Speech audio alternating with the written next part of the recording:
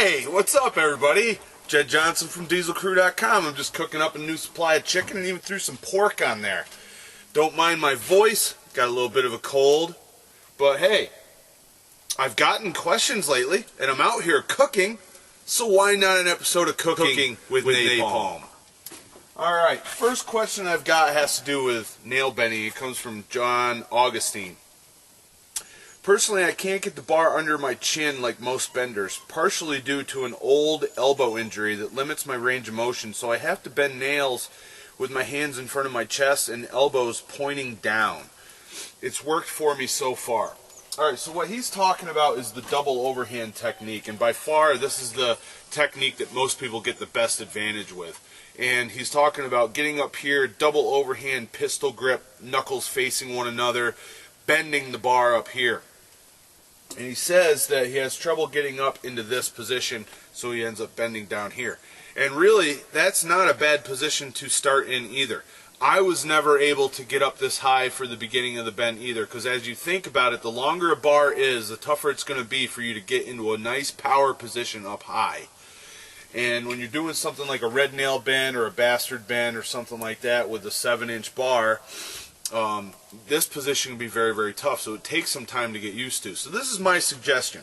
I wouldn't worry too much about getting up high. I would go ahead and play to your strengths.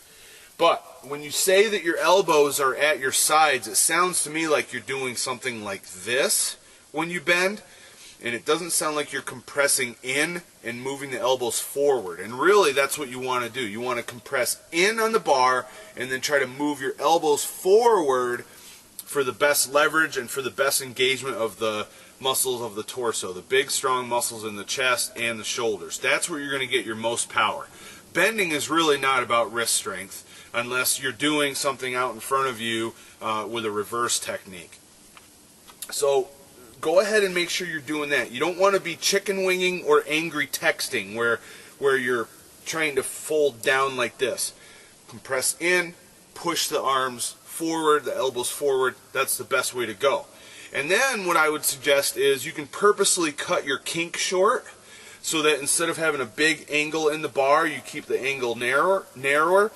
And then once you abbreviate that kink, you can bring it up here and try to generate that power. So now instead of having a bar that's this long, once it's bent, it's only this long, and then you gradually can work less and less of a big kink down low and then bring it up high and develop your strength that way. And maybe over time you will be able to initiate that kink up top. Next question. This is talking about inch dumbbell training. He says, for only $600 including shipping and handling, I too can own a replica 1-inch dumbbell. I won't be ready to lift it for a couple years, but someday. I really want one, but I have other equipment priorities in my budget right now. The guy who invented that could really curl that much. The current world record for a dumbbell curl is 150 pounds. I'm personally working 50-pound goblet squats. Okay, so he just talks a bunch of random stuff. So here's the deal. I don't trust Thomas Inch as far as I could have thrown the guy. That might make you upset with me. But here's the thing. I just don't trust him. But the inch dumbbell is a 172-pound dumbbell that he invented. And there are replicas of the dumbbell, and in order to buy one, they are very expensive. So if you want one, for a lot of people it's a lifetime goal, and you just got to put money away and eventually you'll get one. Could Thomas Inch curl the inch dumbbell? No, absolutely not. And I don't think he actually even claimed that, so I'm not sure where that's coming from. But yeah, put away the money and get one. And yes, shipping is expensive. I can tell you, if you get one through us, contact me if you want one, and I can tell you how you can get an actual discount on the shipping. It's actually pretty easy, so contact me if you'd like that information. And if you'd like a replica, we just came out, a lighter replica, we just came out with the death grip bells. You're going to see those a lot more on the channel because I'm using those a great deal in my training, as well as Luke, my partner, is going to be using them. And you're going to see a lot more of them. They might be a good option for you for working up to the inch dumbbell if the one you have right now is too heavy. We've got smaller ones that act just like the inch dumbbell, and once you pick these things up, it tries to rip your hand right open. Exactly what you need for accurate training for the inch dumbbell. And then last question, I'm going to check this stuff, make sure it's not getting too brown, and I'll be right back with you. Okay, question number 3 comes from Sion Das. He says, "What's up, man? Awesome channel. Thanks, brother. Not to sound creepy, but what can I do to get a physique like yours? Hulking big forearms, but a flat stomach.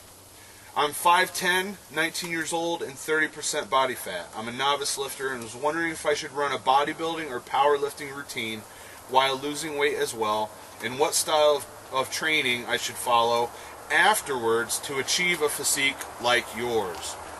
Alright, lots of questions in there. So what's better, a powerlifting style or bodybuilding style? Well, I guess it would depend on whether the goal of lifting weights that you have for yourself is to build simply size or to build strength along with it. Because for the most part, powerlifting routines are designed with the primary goal of strength and then a little bit of size work thrown in, although those guys do get big. And then bodybuilding, the goal is size and aesthetics, balance throughout the body, and not so much emphasis on strength. So my suggestion would be go for strength and follow a powerlifting routine so that about 50% of your work would be powerlifting and strength based, and then the other 50% would be muscle based. That's what I would suggest. I like size and strength. My partner Luke really only cares about strength, and the size just comes along with it. But I think the most glaring thing that you got to address right now is if you're 30% body fat, then you have got to get a grip on your diet. You got to figure that out, because 30% body fat, you're going in the wrong direction health-wise. You want to be healthy. It doesn't matter if you're a power lifter or a bodybuilder. If you're unhealthy, that's bad. You don't want to struggle with obesity and insulin resistance, diabetes, heart problems, stroke probabilities. You don't want to bother with all that. All right, you want to be healthy first and foremost, because one day you're going to have a family, you're going to have kids, and you want to grow old with them. So, training wise, I would make strength and muscle the priority if I were to suggest something to you. And before you even get to that, make sure that you've addressed your eating approach. Make sure that you're eating properly and being healthy. That's what it's all about. All right, I'm glad that you guys left comments and questions. Happy to answer them while I cook up meals for the rest of the week. And actually, this is probably just for today, tomorrow. But yeah, thanks a lot for watching. Make sure to subscribe, and all the best in your training. Take care.